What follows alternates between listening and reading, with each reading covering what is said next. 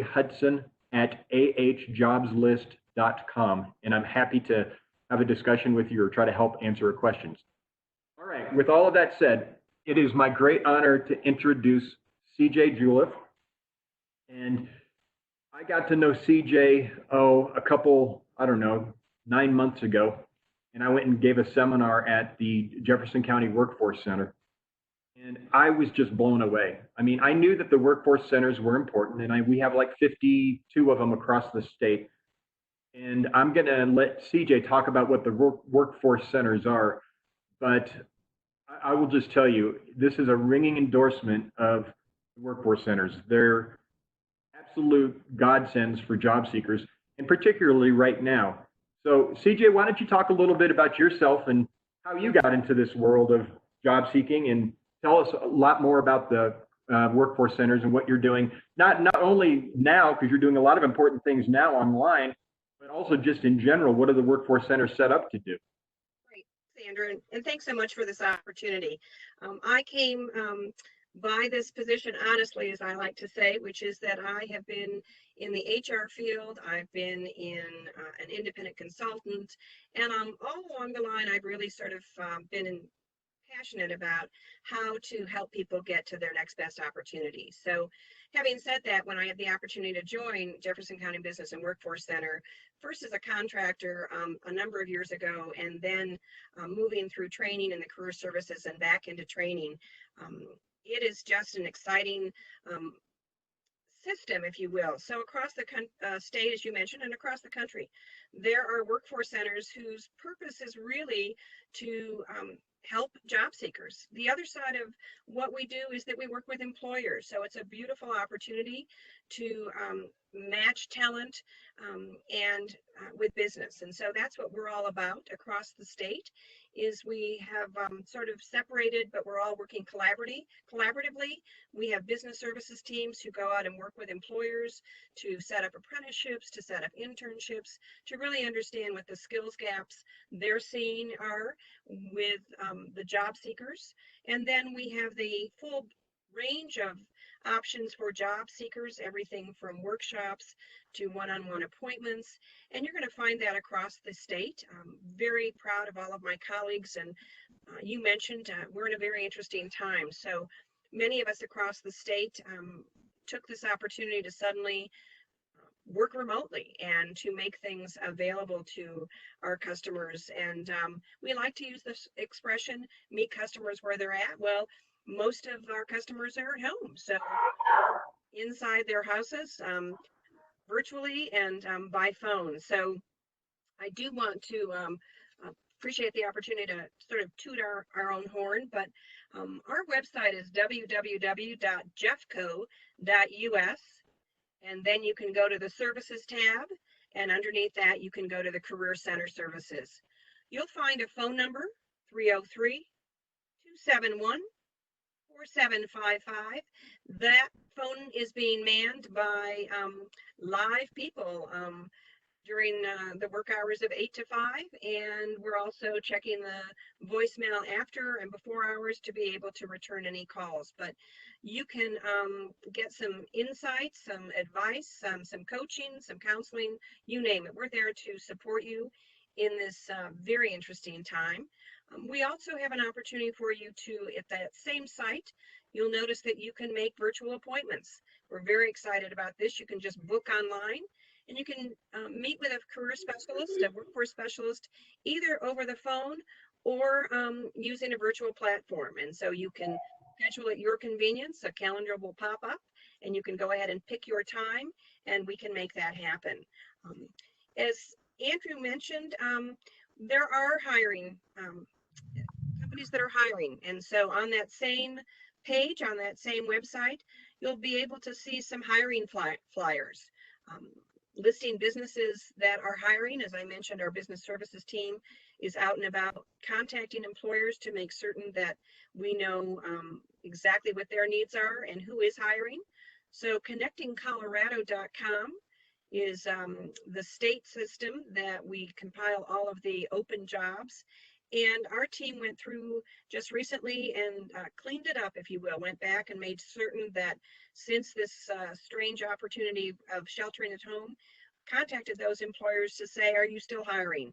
So it's a pretty up-to-date list that we're very proud of. So that's exciting. We also do a series of workshops that are done now remotely. So my training services team have been working about 24/7, like the rest of us, to make certain that you can access what you need. So it's everything from career exploration. And Andrew, I love the fact that you mentioned, I like to say people are sort of sitting back and recalibrating and sort of trying to think through, now that I'm home, I'm not so sure I ever really liked that job. So Right. why don't I think about something else? So we have career exploration. We can get you in touch with some really great assessments. We're doing job search tips. We're doing interviewing, LinkedIn. But my favorite one is tomorrow afternoon.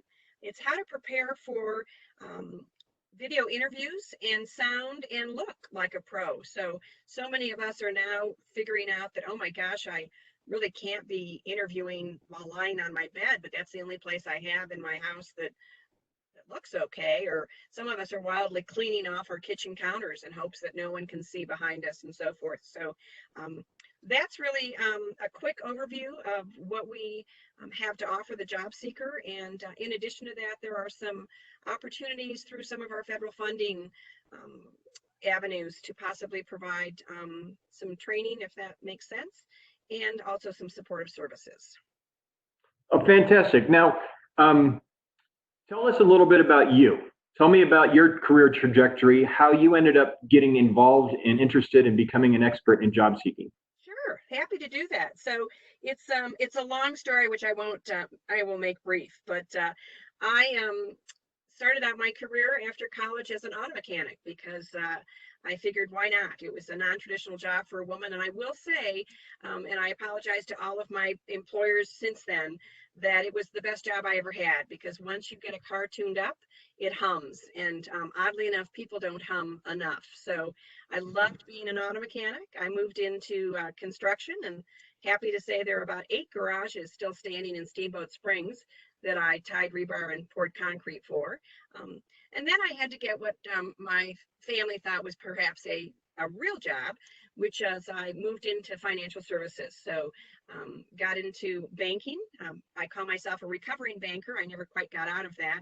But I discovered that what I really liked about banking was really talking about personal financial literacy. So parlayed a banking career into not only training and human resources, but became very involved in personal financial literacy, especially with young people. So happy to say that, and a colleague just reached out to me on the chat line, so I'm excited, Jane, shout out to you, that we work together at Young American Center for Financial Education, which actually, Andrew, is where I first met you many moons ago at a celebration for young entrepreneurs back in the day when you were with Frontier Airlines. So Oh, yeah. we go back a little ways, but we were only 12 then anyway. So, but that opportunity, all through my career, I've been really in the position of staff development or and mentoring, which I have always been honored and humbled to be chosen as a mentor. And that really is around, so oftentimes career coaching and asking, helping people sort of find out what are their strengths, what do they do best. And I've also always fallen into been fortunate to be in management positions and have found myself either in the HR position of hiring in individuals at all levels, or being a hiring manager at an organization where that was my role as a manager, and the HR department was a screening tool. So I found that I perfected those interviewing skills. So I wanted to give back, and this was an opportunity to be on the other side of the table and work with job seekers and assist them with really, I've often been nicely accused of being pretty darn direct. So that's my role, is to really work with individuals and get them excited about their strengths and all that they bring to the table. And we're so quick to be self-effacing.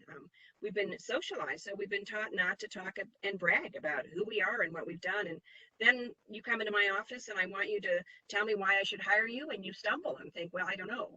Right. But that's my excitement. I really love working with staff and facilitators and career specialists and really creating that environment where we are supporting and we're on that journey with you about, wow, I can't believe what you've done. Oh my gosh, we need to put that in an accomplishment statement on your resume. Let's do it. So that's the excitement that I have and passion for this work. But thanks for letting me ramble.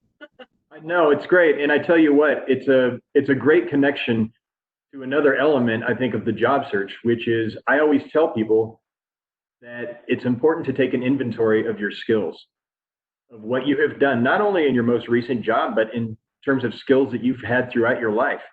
And I love the analogy you kind of, inadvertently dropped in there about how you used to be an auto mechanic, and you know how to build buildings. And I mean, honestly, those are the kinds of skills that have, I think, come in really handy for you in your career, particularly when you are looking at and working with a job seeker. And I see this in my life as well, working with job seekers. Usually, the engine doesn't need to be rebuilt. There just needs to be a tune-up. Maybe the spark plugs need to be changed, or maybe something simple. The windshield wipers need to be changed. But it's not as if. But a lot of people come in thinking, "Oh my gosh, I need to have my entire engine rebuilt," and that's usually not the case. And it also gets to your point about us not being willing to take ownership of what we have done in our lives.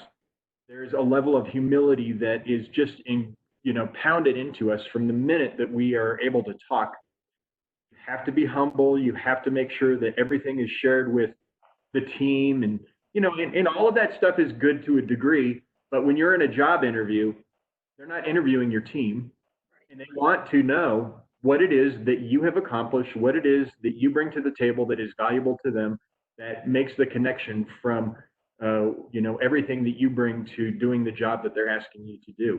But it is a hard thing to do, and I've seen it not only with just your average job seekers. I've seen it with salespeople and marketing people who are experts at being able to talk about products. But when it comes to you being the product in the marketplace of job seekers, it's a very, very different type of a thing. So let me ask you another thing. What do you do to keep job seekers optimistic and keep them motivated? It's one of the things that I think we have as folks that work with job seekers. This idea that we understand it's scary out there. There's rejection. There's all of these things. But what are the kind of triggers that you help job seekers recognize to keep motivated? That's a great question, Andrew. And we've really, thought through. And one of the things that we want to be clear is that this is overwhelming. So anyone who says to themselves, well, I need to rebuild that engine, I'm going to sit down and spend 8 hours on my resume. We're like, oh, wow, don't do it. That is like torture. Chunk it out. So maybe work on your skills summary. Go take a walk. Do some exercise. Come back and do your employment history. So the idea is to move it strategically, but to give yourself a little bit of grace and dignity in this time. So we like to suggest that people pick up, one or two things. What are you going to do today? So we sort of approach every job seeker with curiosity. So it might be that I would say, so Andrew, I'm curious, how's your network? Have you reached out to anyone? And then that's all I really want you to do, because that's fun and that's exciting. But I'll tell you what my sort of favorite thing to encourage people to do is to, I call it creating a master skill bucket list. So that begins to build my confidence, because sometimes I forget that I was an auto mechanic. Sometimes I forget that I've had my own consulting business for 20 years. So I get caught up in the moment and I'm only thinking about what did I do the last 3 years. Well, that's not my expansive skills. So I encourage people to, whether you're a flip chart person or an index card person, or you're on the kitchen table with moving Post-its, just sit back and really give yourself the opportunity to go, wow, I forgot. 15 years ago, I created a curriculum that is still standing, and it's called International Town, and it's about global economics. And I had an amazing team. Well, that might not be what I just finished doing 2 years ago, but those were some skills that I forgot I had perhaps.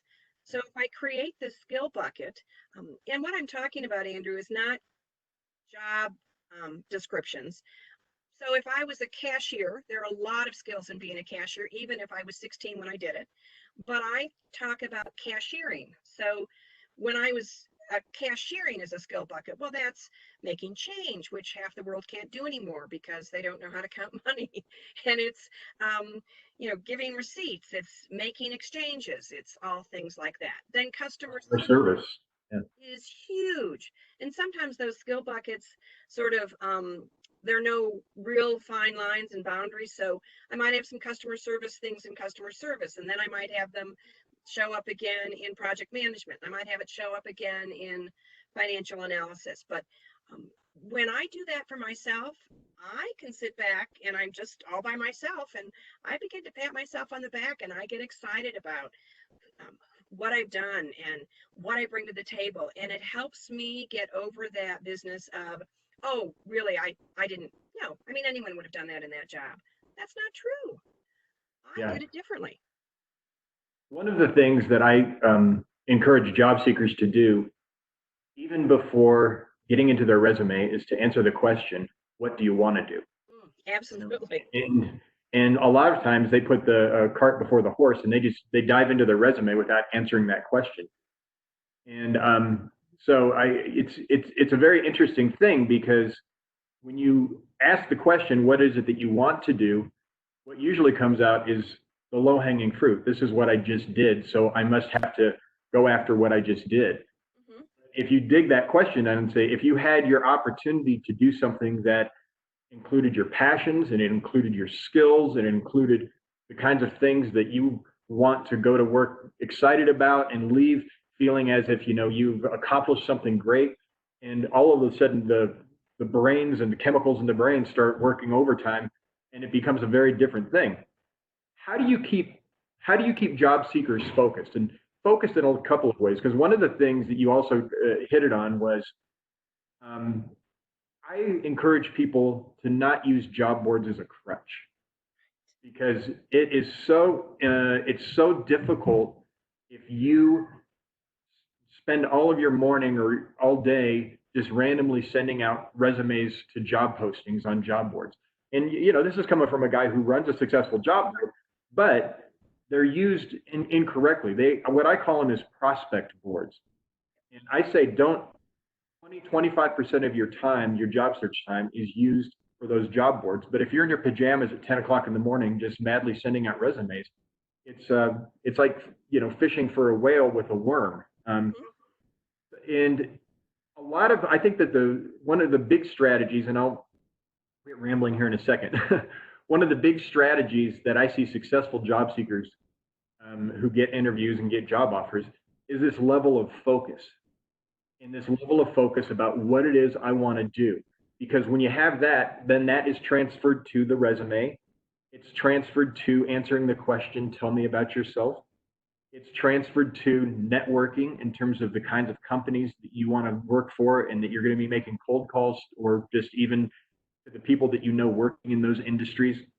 So how do you get that message across, and what are strategies for keeping focused? That's I love what you said, Andrew, because we're singing from the same page.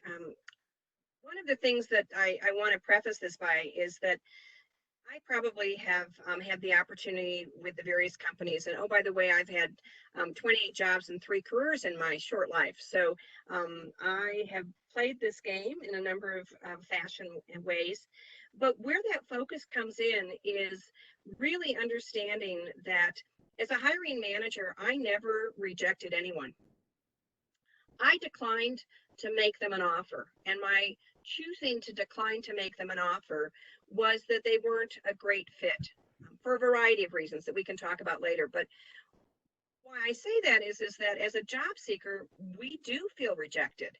And I want you to understand that that is not any hiring managers' goal. It is to find the right fit. And so we decline to make offers to individuals. But having said that, without a focus, I can become incredibly dejected because I feel rejected because I sent out 30 resumes in an hour and I didn't hear back. So that focus for us is really, I use a phrase that some people laugh at, and but I talk about flirting with the pretty ones, which means you are in the driver's seat. What 5 companies are you interested in that you could contribute to, that use your skills, that allow you to be passionate about what they do? And I know that that doesn't, that sounds like, oh, that's crazy. I mean, what if they don't have any open jobs? But that's the beauty of being strategic. If I'm focusing on 5 companies, my success is far greater than if I'm sending out 300 resumes. But it does beg the question, Andrew, that you said, what do I want to do? And sometimes we say, the world is changing so quickly. It's not that you are going to get, what do you want to do next, maybe? And what's going to get you to perhaps that place you want to be at. So sometimes we do take what I call sort of a plan B job because it's going to give us the skill set to get that job we really are going after. But it is that focus. And one of our questions that's been asked is, I don't know what to do. Where's a good place to figure that out? Again, there are a myriad assessments available, but we would be happy to share with you one that we like at Jefferson County Business and Workforce Center, which is Pathway U. What's different about it, Andrew, is that it isn't a skills assessment. So many assessments out there are for skills. This asks the question of what are your values? What kind of work environment do you want to be in? What kind of people do you want to work with? And it begins to help you see things perhaps that you've never asked yourself. You just applied because, well, there it is again. It's that executive position. The other thing that I would say is that you may not be a fan out there of Richard Bowles and What Color is My Parachute, but he does have a beautiful, that one piece of paper, he calls it, and it's called the flower petal. And it asks you those kinds of questions that you're talking about, Andrew. What kind of people do I want to work with? I asked a job seeker that recently, and they said, well, I don't know, give me some choices. And I said, oh, no. You have to figure that out. What kind of people do you want to work with? And so some of this is that focus on going back a little bit and saying, what do I want to do? Once I can get that, then I can start focusing on the 5 companies that absolutely make my heart sing. And that's different than just responding to job boards. And I appreciate, because I love your job board. It's one of the few that I recommend. But that's a lot of time sitting at your computer when you could be networking, you could be upskilling, learning skills, you could be figuring out how to do things remotely these days. So I think that focus is so important. And we just talk about narrow it down, 5 companies, not 500. Yeah. I tell you, there's Linda Sollers. Do you know Linda? Yeah. So Linda is one of the great reinvention experts. And she works primarily with mid-career professionals who are looking to do something different. They've reached a point in their career where they're not sure what they want to do, but they have, they've earned all these skills over the years and so forth. And her own story is very interesting and plays to what you were talking about, which she was a VP at Quest, and she got laid off, and she went back to college and got a degree in human management or human development. And she wanted to be in career services. She wanted to do something to help job seekers, similar to what you're doing. And she was having a hard time. She had focused in on Jefferson County government. She really wanted to work for Jeffco. And she would get letters saying thanks, but no thanks, and just was having a hard time getting some traction. And so instead of giving up, or instead of just constantly sending in resumes all the time, she went and stood in front of a King Soopers. And for 2 days straight, she stood there dressed professionally with her portfolio full of resumes. And as people walked in, she would hand out her resume. And she had her pitch, little 2-minute pitch, who I am, why I'm doing this, and then the all-important ask, which is so important in terms of marketing and selling yourself, you have to have an ask. And her ask was simply, can you take my resume and give it to the HR person in Jefferson County government? Some people gave her the stink eye and walked away. But she said most people were very friendly, and they had a brother, cousin, wife, son, someone that they knew that worked at Jefferson County government, or they worked there themselves. Did that for 2 days straight. Didn't hear a word for the first week. The second week, there was a phone call, 8 o'clock in the morning. Lady, I don't know who you are, but this is the head of HR at Jefferson County, and I've got 37 copies of your resume on my desk. And she ended up getting a job that way. Now, if it was as easy as just saying, everyone should just go to King Soopers and hand out their resume. But my whole point is that, keeping motivated means feeling like you're progressing your job search and that you are becoming a better job seeker. And so I'm very much with you. I mean, I always try to tell people that, choose 4 or 5 things that you're going to do that day. And maybe it's an hour on job boards and you're prospecting. You're finding jobs that fit within your focus and within your skill set and companies that, are important as part of your job search.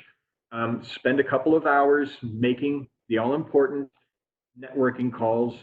And I know for a lot of people listening to this, that is really taking people out of their comfort zone. And it's not easy to make cold calls. It's not easy to call up people and say, hey, I'm unemployed. I'm looking for a job. Can you help me out? But it's critical. It's such an important part of the job search. Spend a couple of hours working on your resumes and on your cover letters. Maybe you can even go to a networking event from your professional association or spend some time at the Jefferson County Workforce Center.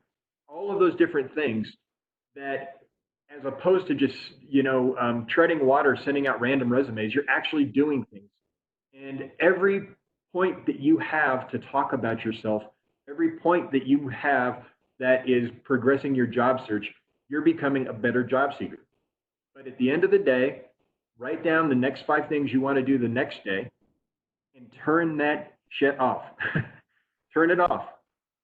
Don't be so obsessed or enjoy your family, go on a walk, go have an ice cream cone. You did something great today. And I've really found that, that's a big part of this is also the attitude part of it and being able to really feel like you have done something and that you've accomplished something. Another thing that you had said that I think is so important. Job seekers, I know some people are like, look, I just need a job. I need to pay the rent. I need to pay my kids' college tuition or pay the car for the car payment or whatever. And I get that. I totally get that. I've asked job seekers, tell me what were the qualities of your most favorite job? What was it about your favorite job that made it your most favorite job? And everybody has different answers, but they fall along the line of good leadership, great culture, great team environment. My immediate boss gave us they gave us the ability to do what we could do with our own skills. Really felt that the company was transparent. They were honest. They were ethical. All of these different things. Not once did anyone ever say to me, "Oh, it was such a great job because I got paid so much money." Which, that's part of respect, obviously, and that's part of the whole package in terms of compensating people for what they're worth. But it wasn't like the number one quality as to why I loved going to that job every day. And so I would say to people who are thinking about reinvention or thinking about, doing something else, you also have to be realistic about all of the things that are important to you as it relates to your job. And I always say there's this threshold in terms of your salary that you can't go below. And only you know that, and it might not be as high as what you're getting, but you certainly can't go below that. And so when, people are thinking about these jobs and thinking about, what is it that I want to do next, it can become very overwhelming because it's like, well, I've never done that, so I'm going to have to start at a lower level. Or, it's the type of job that's not going to pay me what I'm paying right now, and that's a problem. Yeah, it could be a problem. But that's just part of the consideration of everything that you're thinking about as you start to pursue that job. And I know somebody had asked the question, I'm mid-career and looking to pivot. I don't know what I want to do. Where's a good place to start to figure that out? Hopefully we've helped you answer some of that. I would also recommend Finding Your North Star. It's kind of an older book, but it's a really good book about just, figuring out, what you want to do with your life, primarily surrounding careers. And there's another really good book called What Do I Want to Do with My Life? And it has a bunch of short essays from people who they were doing one thing and they decided to do something else. And it's a lot of it is in the nonprofit world. A lot of it is in terms of them wanting to, make a big difference. But there's other resources like that as well. Let me ask you, let's talk about the nuts and bolts of job seeking. How do resumes influence your chance of getting interviewed in a job offer? I have to preface this. I'm always quick to tell job seekers there's no such thing as the resume police. But if there were, I'd like to be chief.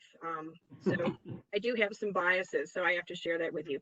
I think the biggest thing is for people to recognize that it's a marketing tool. So the legal document is the application, which has to have all of the dates and all of that jazz on it. But this is your marketing tool. This is your brand. So that sometimes makes people feel a little bit uncomfortable because it sounds like there's some sort of smoke and mirrors going on. But the reality is that I'm looking at a targeted resume. So that's what's going to get an interview. If you're still using a template that you're applying to 5 different companies and you're thinking, well, it's the same industry, so, it's the same resume. Those days are gone. So wherever you're applying, I'm going to encourage you to really pay attention to the job posting, because each company is going to be just a little different in what they're looking for. So that's the targeted piece. And that's the other reason I say, oh my gosh, you can't possibly be sending out 300 resumes in a week, because you don't have time to target 300 resumes. So that's why we scale it back and say, find those companies that you really want to work for. So that resume opens the door. And, the cover letter, I know that we don't always talk about that, but the cover letter in its basic terms covers the resume. So if the cover letter doesn't snap and pop, I'm never going to take it off and I'm never going to see the resume. So they go hand in hand. And that resume needs to be able to show your accomplishments. So often we write down some tasks.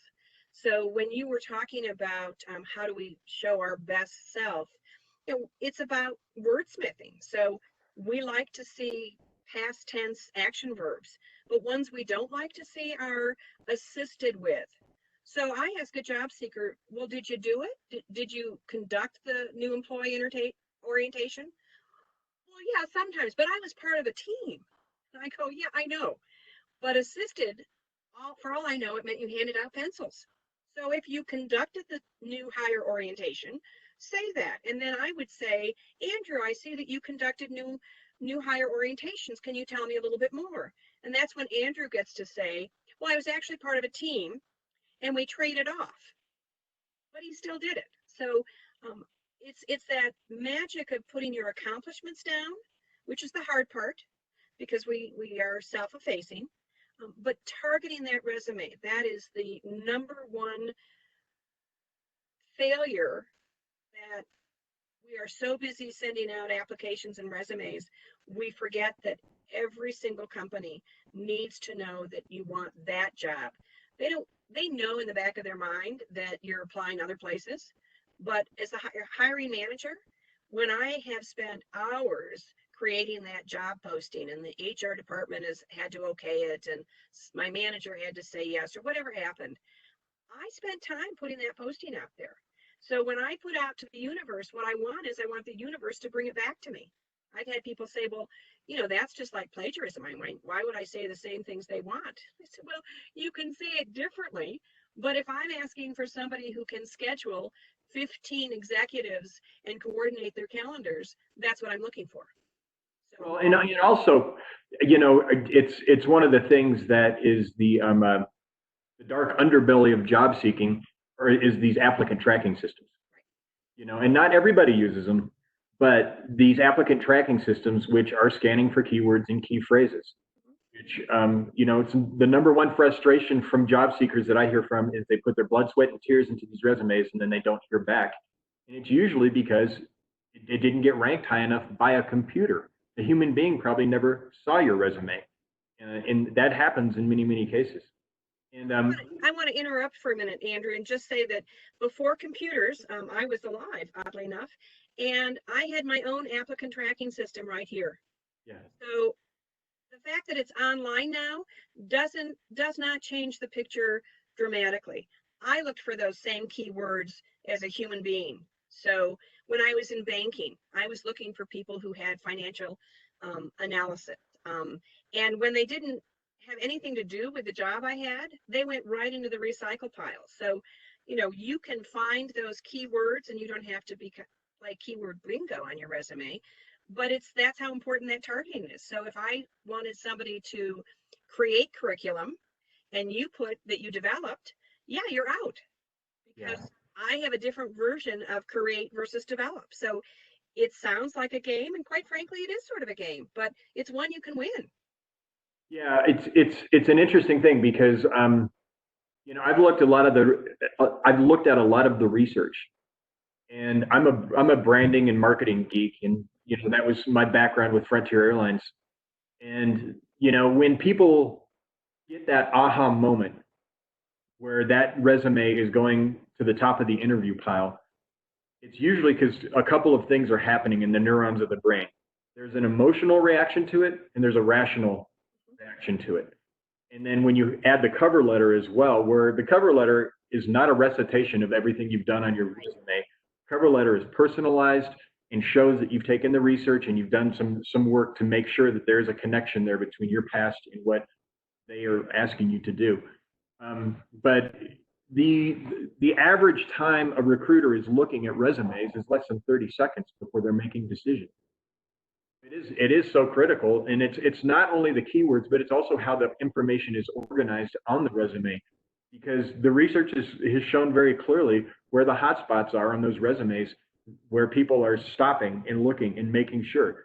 And it's the typical kinds of things. I mean, dates, companies, job titles, things like that. But how it's organized in terms of like for example, I was working on a resume the other day, and somebody put all of their job titles, and then they below all of the job titles from all of their jobs, they put all of the things that they did. And so there is no way that somebody can make the connection between you did this for this, you did this for that. And it's an honest mistake from somebody who didn't know, but it can get tricky. Yeah, we say it's the top third of the page. You have to get me at hello. If you get me at hello, then I'm not even concerned about any gaps in your job history or anything like that. I may not even be that excited about your education, but if you can get me in that top third, about 6.5 to 12 seconds for most hiring managers just to make the decision about whether you're going to be in the recycle pile or the interview pile. And then I'm going to look a little bit deeper. And I know that sounds frustrating and like, oh my God, why should I try? But it really is this opportunity to shine, putting together your professional skills summary and really being able to say, hey, look at me. This is why I make so much sense for this company, because I've done my research and I'm it. I've got everything you're looking for. And that's, I think, where that confidence builds and you get excited. Yeah, I think having confidence in your resume is that first transfer point to confidence in everything else. So if you have a resume that you are looking at and you believe it and you're like, this is who I am and this is my brand statement, this is my brand promise, this is then that translates to how you talk about yourself. It translates to how you write your cover letters. It translates to your networking and your focus in terms of your job search. So, and again, it does kind of go back to answering that question, what do I want to do? But once I've seen the magic happen, when people have resumes that they are confident with. Let me ask you another question, and I get this a lot. And by the way, for folks who are listening, feel free to send us questions as well, because I know a lot about this stuff, but I don't know everything. And but I think between the two of us, we could probably have some pretty good answers. And if not, we will get back with you to let you know what we found out. Older job seekers. There's ageism that exists. I mean, let's just be honest. I think for the most part, it is not intentional. I think that cultures and companies they don't train to stop it. And but it's a tough thing for older job seekers. And older job seekers who typically, they have more experience. They might be in higher level jobs where those higher level jobs don't exist as much. But it's a challenge. And I'm curious, how do you coach older job seekers? What I tell them not to do is to not dumb down their resumes and not dumb down to try and figure so that there's this game that no one's going to know how old I am. Well, I mean, guess what? You're going to go to an interview eventually, right? So, Exactly. but it is challenging, and I struggle with this because I know that it's such a it's a big challenge for older job seekers. Mhm. Absolutely. So I'm going to just sort of put a shout out to a mutual friend that we have, Andrew, Janine Vanderberg, who is part of the catalyst around changing the narrative. So we were fortunate at the Jefferson Business and Workforce Center to have her speak virtually just earlier this week to our job seekers. So, one of the things is that absolutely there's ageism, but I want to make certain that we recognize that runs the gamut of generations. I have known people who've said, "Oh my God, if I have to have a millennial work for me, I'd rather, I'll do it myself." So we're seeing the whole spectrum, but let's talk about specifically the older experienced worker. Yeah, no reason to camouflage, and I think I can't take credit for this. I'll give it to Janine. She really did comment about one of the interesting things about age and what we're going through now with COVID-19 is that many individuals who may be in the 50 plus have already weathered 9/11. They have, and what happened, they've weathered the recession. So if you can begin to focus in on what skill set did you use as in those particular situations. So maybe you were in the nonprofit arena and the funding sources as they are today in COVID-19. Did you increase funding? How did you do that? Maybe you also were working with people remotely. Things that are happening today, in some cases, happened in other times. So, can you pull that together and make sense out of that? What we want to talk about is the value that we bring. And Janine makes a great point through changing the narrative is that the reality is that what we want to do is we want to encourage companies to recognize that, and there's quite a bit of information out there about the increased productivity when you have teams of multi-generations. So we see that a team of young people versus a team of older people, they operate at the same productivity level. There's no nothing, no woohoo. But when those teams combine, it is the synergy of the intergenerational that ups the productivity. So as you begin to look at where can I bring my expertise and my value, we really want to stop our own narrative where we say things like, "Oh, I'm having a senior moment," or, "Oh my gosh, I probably am overqualified," or, "Oh, Right. I really don't know how to use technology." If there was ever a time to upskill, it's now. If you're sheltering at home, my gosh, get those computer skills tuned up. Um, Andrew and I are learning WebEx. We learned Zoom. We had to do it on a dime. It was a moving target. So we can learn all of these things. And if you figured out WebEx, it's not a real friendly group of software application, but you're on today. So, wow, you got a new skill. And I'm not being facetious, but I think it's the way that we approach this is recognizing that we sometimes are our own worst enemy. We've got to get out of our own way. So I call it the invisible hand, which is, oh, now that I'm in the interview, the invisible hand says, "Oh, don't hire me. You just figured out I'm not 22." Well, I figured that out earlier because your expertise and your experience. So if you got the interview, then chances are you absolutely have the skill set they're looking for. The age is going to be your own bugaboo. Go in with the confidence and the excitement and no red flags of, "Oh my gosh, I bet you didn't realize that I was, 55. Why would you say that? I can see you." I think that the other piece of the puzzle is really sitting back and thinking about those areas of expertise that make you valuable. Are you, many people over 55 possibly have better, I call them essential skills, other people call them soft skills, than younger generations do. So the fact is that you know how to convene people, you know how to develop staff. A lot of things that aren't necessarily skill sets of individuals who are younger. I think the cautionary tale is that we can't go in and be arrogant about our value and our experience and say, well, I could run circles around you based on what I know. But you can certainly position yourself and brand yourself as valuable, as somebody with expertise. Perhaps you have more flexibility, but what have you done in your life that sort of looks like what you might need to do in the future? And so if I could just take one more second on this, Andrew, what Janine was saying, and I think is so beautiful, is that this is an amazing moment, as scary as it is, to be thinking about the future of work. So there are many companies that have said over and over again, and you and I talked about this a few nights ago, oh my God, no remote work. I can't trust people. How will I know what they're doing? They'll never go remote.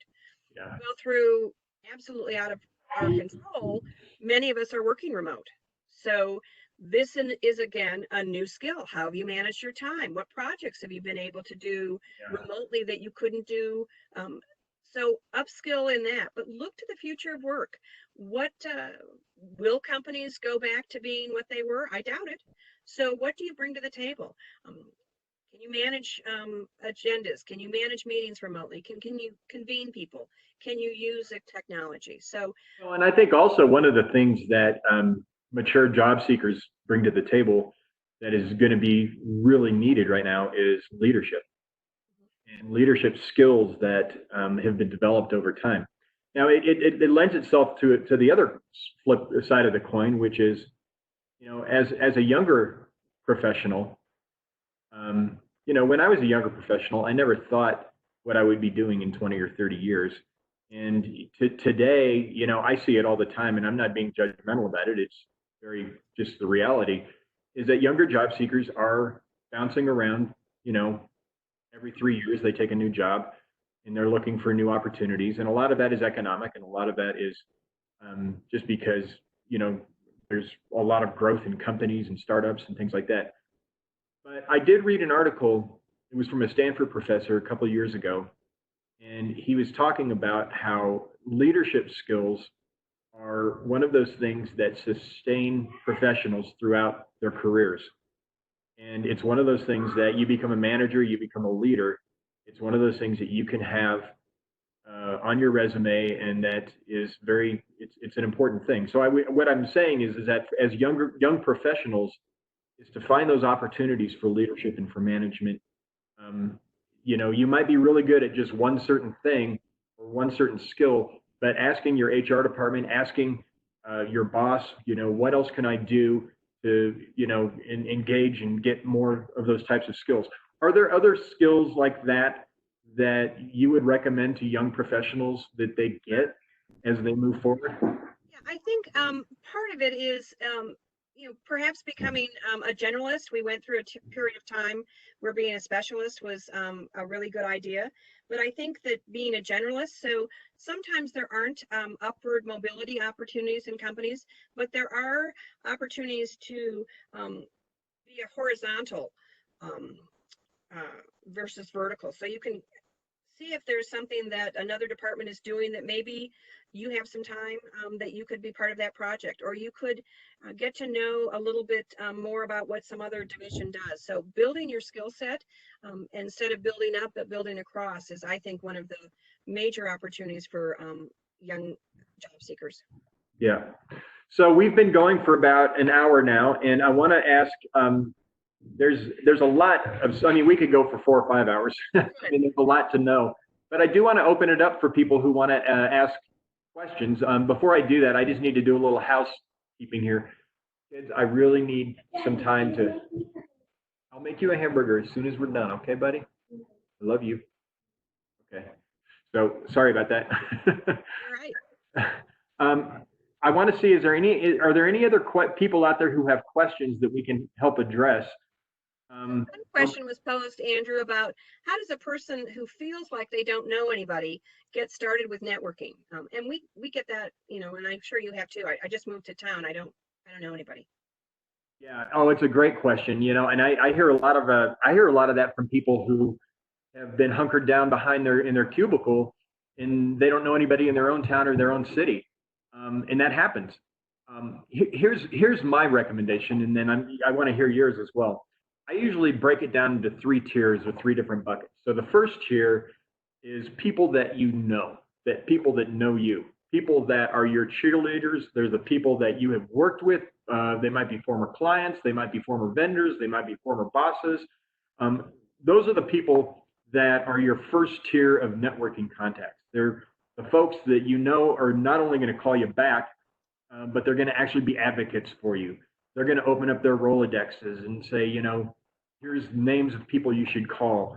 If they're working in a different company, they're going to take your resume and bring it down to the HR person, but they're going to be very helpful. And here's, before we even get into those three tiers, though, I think one of the key messages about networking that kind of gives people the icks is they're embarrassed. They're embarrassed to talk about it. They're like, it's almost like, you know, we need to get over this idea that being unemployed is somehow shameful or something you need to be embarrassed about. It absolutely is not. Everybody you talk to has been in your shoes before. They have had to look for a job. They've had to go through this, and this is just how it is. So there's nothing to be ashamed about. Some people, they tell me they don't know what to say when they're networking or when they're making cold calls. What I recommend is, number one, you got to practice talking about yourself under any circumstance. For interviews, connections that you're making at mixers or whatever, you need to practice. And some people, you know, they said, "Oh, I'm so tired of talking about myself." You got to get used to it. That's okay. But it's your stump speech. It's the thing that you're going to talk to people and let them know what exactly you are looking for, and be willing to have that conversation. If you do feel uncomfortable, like for example on cold calls, then write out a script. Just have a script ready to go. Now, your second tier of networking are people that you know. They're your acquaintances. They're folks that, it might be the parents on your kid's little league team. It might be somebody at church. It might be your next door neighbor who works at a company that you're excited about. You know, they've never worked with you, but they know you well enough that you're going to be able to make some calls and get some response. And then the third tier is going to be the cold call. And again, this is people that you call up, and, you know, even for informational interviews, you know, the person who asked earlier, I don't know what I want to do. You know, go talk to some folks about some interests that you have and ask them into your career. What were the steps that you took to get there? And what would you recommend for me? Now, the cold call is obviously, you know, you might not get calls back right away. And that's okay though. You know, I know it seems like another level of rejection, but it's not. It's okay. You know, I worked with this one sales guy, award-winning sales guy, and he told me, I made 20 calls in the last 2 weeks and I only got 6 calls back. And I looked at him and I said, you're in sales, right? And he said, yeah. And I said, if you had 20 prospects and you called all 20 and 6 of them got back with you, what would you call that? So that'd be a home run. And so again, it goes back to this idea, you know, some of the basic marketing sales techniques that you have to understand is that, you know, any call back, any opportunity you have to talk with somebody, you need to be ready to go. And then the most critical thing I would say about networking is make the ask. There has to be an ask attached to any conversation you have where you can influence somebody's ability to give you a job or get you a job. Can you introduce me to your HR person? Can you take my resume, give it a good look, and I'll call you back? Can you open up your Rolodex? You know, there's a lot of different ways you can make people become involved in your job search. Because otherwise, a lot of people will say, "Oh, this is a great resume, thank you very much." But if you ask them to do something for you, that's a whole different situation, because now they're becoming committed to your job search. And Andrew, I'd say a couple things with that. I'm also a believer in not only the ask, but what can you do for the other person? So sometimes it's reaching out to your network and just checking in. You know, I really believe, as sad as this may sound, but COVID-19 is a perfect storm for you to reconnect with people, because it's just a starting out with a connection of, you know, Larry, hope you and your family are well. We haven't connected for a long time. Um, Let me know how things are going. Larry responds to me. I write back and say, gosh, so glad to hear. Hey, just wanted to give you a heads up. COVID-19 has taken its toll on me. Fortunately, not my health, but my job. So I'm looking for XYZ. So I start the conversation first by my interest and care for the people in my network, but I also then I go for the ask. You know, what do you know out there? The other thing I will say, and I don't get a commission for this, but I believe in LinkedIn. I believe in Totally. networking virtually. And with that, this is a great time for you to refresh your LinkedIn. So take some time with that. Take a look, find some people in your network that you really think, wow, I love their LinkedIn pages. Reach out to them for their advice, but use those tools, because again, we can't, social distancing doesn't allow us to do a lot of networking face to face. But once that changes, another thing that I think you and I talked about, Andrew, were meetup groups. I mean, or volunteering. So when people can see you in your element, not as a job seeker, but maybe as a master gardener, or maybe you're a meetup group because you like to pair wines with French food, whatever the case may be, you're in showing your very best self. You're showing that self that is excited and passionate. That then turns into an opportunity where someone says, so by the way, I forgot to ask you, what do you do for a living? And you say, oh, I'm in transition. I'm really looking for X. Well, they liked you first, and now they like you even more because they want to help you because you're a job seeker. So that networking is the be all end all for me.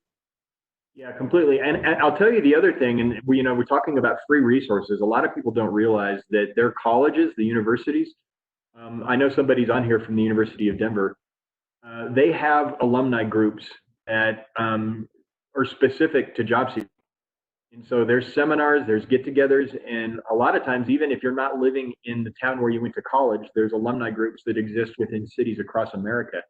And usually, but colleges have a lot of colleges have done some really amazing things in terms of connecting alumni into their career services areas as well. I just did a seminar with Metro State University this past week, and there was a bunch of alumni from Metro State that are now faced with the situation relating to COVID-19 as well. So that's another really good free resource.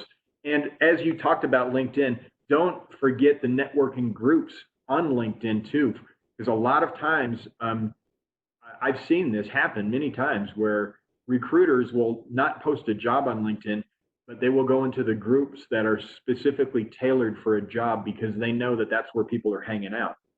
And Indeed also has an opportunity for you to put your resume on there, and that employers can find you that way. And on my website as well, you can post a profile as well. The reverse job search has been a thing that's been going on for a while now, but recruiters are out there looking. And just as when you're submitting your resume, you want your LinkedIn profile to give those people that brand aha moment so that they're immediately drawn to you and want to, give you a call. Andrew, if I could put a plug in for your jobs list, one of the things that I always encourage job seekers to do is to look at your jobs list in two different ways. The first way is with your beverage of choice, just out of curiosity. What kind of jobs are out there? Who's hiring? Oftentimes we find that people are calling a position a certain name that we don't know. So Google, I think, came up with a certain name for HR people that is something like personnel operations poobah or something. I would never research that. I wouldn't even know that that's what it's called. So I like people to go through your jobs list to just see what are they calling things and what are those skills attached to those things that I didn't know there was even a job out there. And then I say, give it a couple days to percolate, go back into to the jobs list and start now saying, wow, that company, I want to know more about that company. Do your company research on LinkedIn or on their own website and figure out, is that one of my 5? It is. That's what I want to do. So I'm going to ask you the questions that has been posed by one of our attendees. I'm the entire marketing department for a very small company. How do I leverage a small amount of experience in a lot of different things to get a job at a larger company? It feels like my limited experience limits me. In parens, no experience with specialized software and larger budgets. Oh, it's a great question, and it's funny. Like the person who's been working in nonprofit world that wants to go into corporate. And I'm always impressed because I know what it's like to work for a nonprofit when you have different hats and you have to do many different things because of limited budgets and limited people. And I think it's in a very similar situation here is that, being able to put your top skills and make sure that you are 100% ready to tell your stories. Storytelling is such a critical part of the job search. And it's really going to be up to you to make the connection as to why your background and your skills make sense to any company. And I think with what, and I haven't seen your resume, but I think from what you're talking about, you probably have some really amazing stories about what you've had to do all by yourself or with very limited support. And that's critical. I mean, that's a valuable experience that I think can really translate to a lot of people to show them what you're made of, and the fact that you've been able to do so many different things in such with limited resources like that. And again, but get ready to tell your stories. Like that question that you get at the beginning of every interview is called it's what can you tell me about yourself? And it scares the hell out of people, but it's also the best opportunity to take control of the interview and be able to immediately start directing the interview to what it is that makes you tick. Not just a litany of skills, but let me tell you why my boss trusted me. And that tells a lot about me. Let me tell you why I got promoted. Let me explain to you about this project I had that I had limited resources, but I increased sales by 35% as a result of it. I mean, those are the kinds of stories that are going to just grip people. And it's a perfect way to begin answering that question. Can you tell me about yourself? Because, they've got your resume. They know what you are saying in terms of your skills. What they want is this connection. And again, it's this branding kind of emotional connection that people want to get. They say that when you get even on the best resume, people get you at about 75%. The other 25% they're going to get through the interviews, the storytelling, and things like that. But I think I love people who come to me with positions like that because they're, she was saying, or he, I don't know if it was a he or she, but it's this idea that you immediately go to this place where I don't have this, I don't have this, I don't have that, I'm worried, I'm scared, as opposed to I've got this, I've got that, I did this, I did that. And again, it goes back to this idea where I call it the stinking thinking.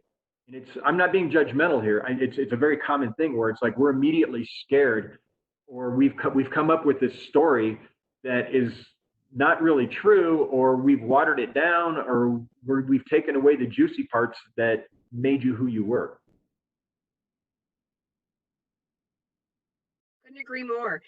Andrew, we're at 12:11. We probably have some hungry kids at your house wanting those hamburgers. And I want to thank you again for this opportunity to sing the praises of the team that I'm part of at Jefferson County Business and Workforce Center, and can't say enough about what you do with that amazing job board and the opportunity for people to get a resume tune-up. So. Well, and thank you. And again, for everyone who's watching, make sure you look up all of the opportunities and the resources that the workforce centers across the state provide. Jefferson County, I think, just does an exemplary job. And again, these are free resources. It's resume writing, it's job consulting. When the resource center when the workforce center gets back up and running, they have job fairs, they have meet and greets with employers. I mean, there's so much that goes on, and it's all free. I mean, this is all our tax dollars at work, just working to employ Coloradans across the state. So thank you very much again. Again, if people have a question of me or of CJ, just email me at ahudson@ahjobslist.com, and I'll make sure and share that with CJ. Also, keep alert, because I'm going to be having some more of these seminars over the next few weeks to as we start to hopefully get back to normal. But thanks again, and thanks for everyone for being here. Have a great week. You too.